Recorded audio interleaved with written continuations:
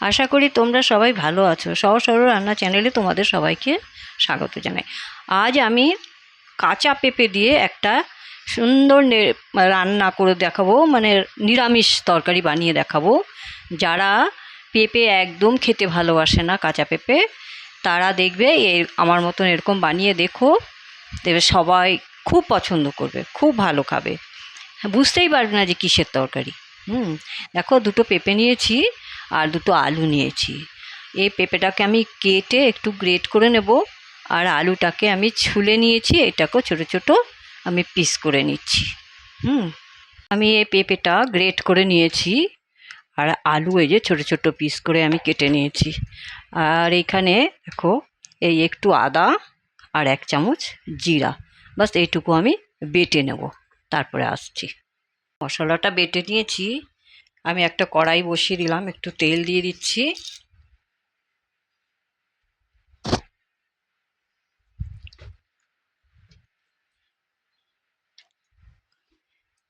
তেলটা গরম হয়ে গেল,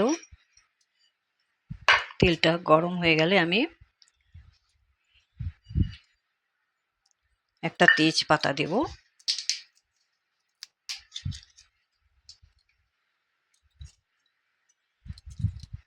তেজপাতা দিয়ে একটু 5 ফোড়ন দিয়ে দিচ্ছি, 1 চামচ।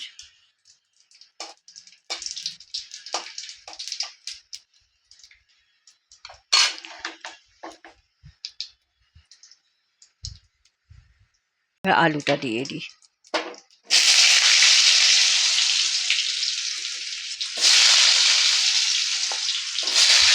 আলুটা একটু ভেজে নেব।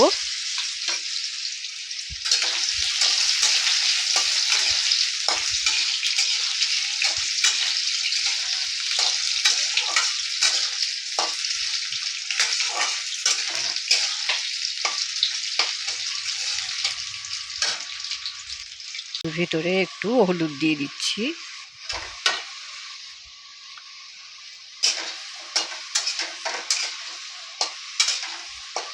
আলুটা ভাজা হয়ে গেছে, এবার আমি এই যে মশলাটা দিয়ে দিচ্ছি, আদা আর জিরে বাটাটা দিয়ে দিলাম।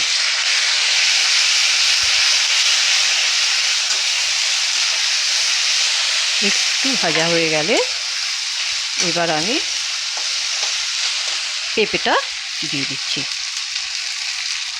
গ্রেট করা পেঁপে এটা দিয়ে দিলাম।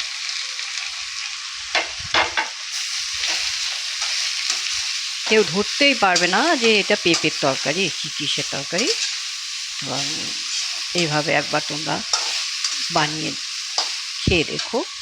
এবার আমি পেঁপেটা এর ভিতরে একটু লবণ দিয়ে দেবো, আন্দাজ মতন লবণ দিয়ে, আর একটু এই 1 চামচ হলুদ গুঁড়ো,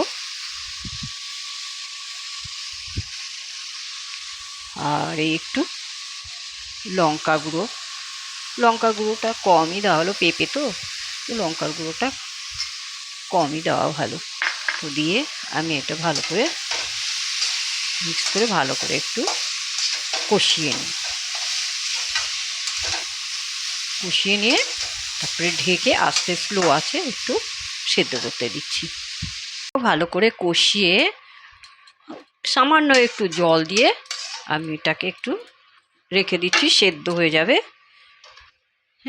ঢেকে 5-10 মিনিট রাখলে কি সেদ্ধ হয়ে যাবে, সব পেঁপেও সিদ্ধ হয়ে যাবে, আলুটাও ভালোভাবে সিদ্ধ হয়ে যাবে। দেখো, আলুটা সেদ্ধ হয়ে গেছে, আলু পেঁপে দুটোই মানে সিদ্ধ হয়ে গেছে।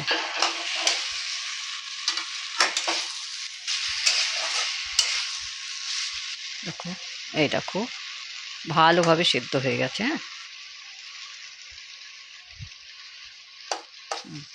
সেদ্ধ হয়ে গেছে। এবার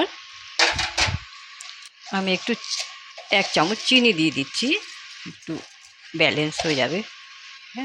একটু চিনি দিয়ে দিলাম। আবার একটু নেড়েচেড়ে ভালো করে সত্যি মানে কষিয়ে নিতে হবে।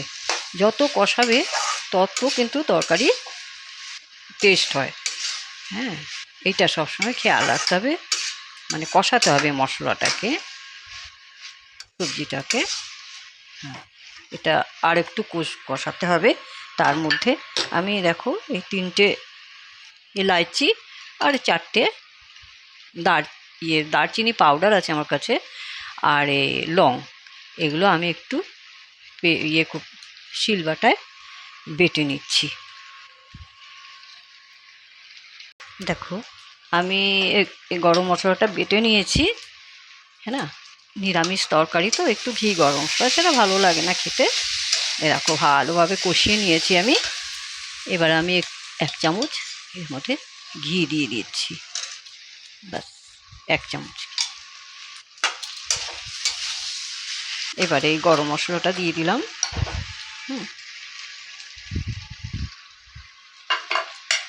দিয়ে এবার নাড়াচাড়া দিয়ে ভালো করে, সবজিটা কিন্তু একদম রেডি হয়ে গেছে। খুব ভালো লাগে খেতে, খুব টেস্ট হয়, কেউ বুঝতেই পারবে না যে এটা পেঁপের তরকারি, হ্যাঁ না। এভাবে বানিয়ে তোমরা একবার খাইয়ে দেখো, নিজেও খেয়ে দেখো, খুব ভালো লাগে, খুব টেস্ট হয়, হ্যাঁ না। দেখো আমি তোমাদেরকে এবার উঠিয়ে একটু দেখাবো। আমি একটা বলে উঠিয়ে দেখাচ্ছি তোমাদেরকে, কত সুন্দর হয়েছে দেখো। দেখতে যেমন হয়েছে, খেতেও তেমনি টেস্ট হবে।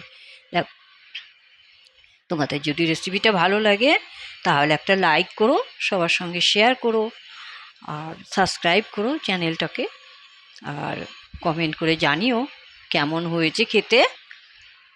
আবার একটা নতুন রেসিপি নিয়ে তোমাদের কাছে আবার আসবো। তোমরা সবাই ভালো থেকো, সুস্থ থেকো।